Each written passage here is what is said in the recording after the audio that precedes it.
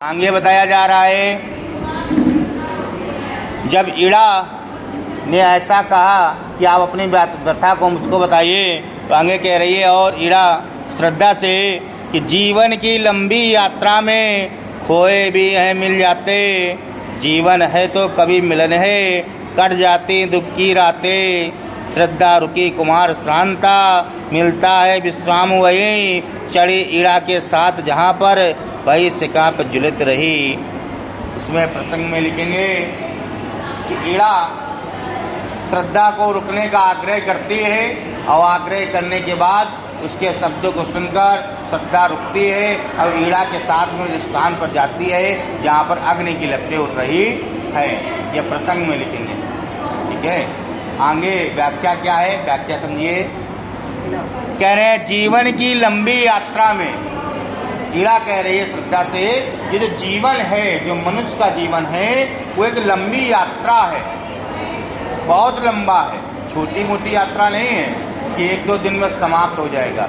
ये जीवन है, बहुत लंबा चलेगा, खोए भी हैं मिल जाते। इसमें अगर कोई खो गया है, बिछड़ गया है, तो कभी ना कभी आपको मिलेगा ज़रूर। कक्षा 9 में जो छात्र पढ़ के जा चुके, इंटर में पढ़ के जा चुके, सोचा वो मुझसे नहीं मिलेंगे, ये मूर्खता है।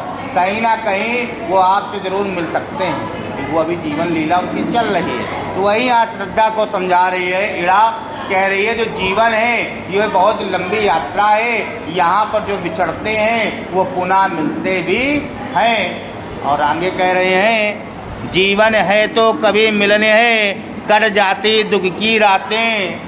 कह रहे जीवन है तो कभी मिलन है। जीवन में मिलना और बिछड़ना दोनों क्या है, लगे हुए हैं। और कट जाती हैं दुख की रातें। जब बिछड़ गया है कोई व्यक्ति, बिछड़ने के बाद वो क्या होगा, पुनः मिलेगा, तो जो कष्ट होगा वो कष्ट क्या होगा, जो कष्ट होगा वो कष्ट क्या होगा, खत्म हो जाएगा। जैसे आप किसी से स्नेह करते हैं, वो बिछड़ चुका है, बिछड़ गया, उसके बाद जब पुनः वो मिलेगा तो जो दुख था वो दुख आपका क्या होगा, खत्म हो जाएगा। श्रद्धा रुकी कुमार श्रांता। जब ऐसी बातों को सुना तो श्रद्धा रुक गई।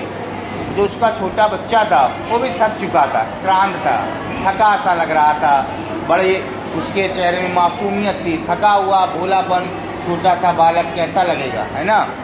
अब कह रहा है मिलता है विश्राम वही, वो दोनों वहीं पर रुक जाते हैं, विश्राम करते हैं, थोड़ी देर बैठकर चले ईड़ा के साथ, जहाँ पर विश्राम करने के बाद में फिर श्रद्धा अपने सुपुत्र को लेकर के ईड़ा के साथ में उस स्थान की ओर जाती है, बढ़ती है। वही सिका पर झुलत रही जहाँ पर अग्नि की लपटें उठ रही होती है। चारों लाइनों का जो अर्थ होगा, जो व्याख्या होगी, वो ये होगी कि जीवन, ईड़ा श्रद्धा से कह रही है जीवन बहुत ही लंबा है, इसलिए इसमें खोए हुए पुनः मिल जाते हैं। और जीवन में जब कोई मिल जाता है तो जितने भी दुख की रातें हैं वो सब कट जाती हैं, क्योंकि दुख के बाद सुख और सुख के बाद दुख अवश्य आता है। श्रद्धा ने जब ऐसी बातों को सुना तो वह वहीं अपने सुकुमार के साथ रुक गई, क्योंकि सुकुमार भी बहुत ही थका वो लग रहा था। वहीं रुककर दोनों ने विश्राम किया और फिर ईड़ा के साथ में श्रद्धा और सुकुमार उस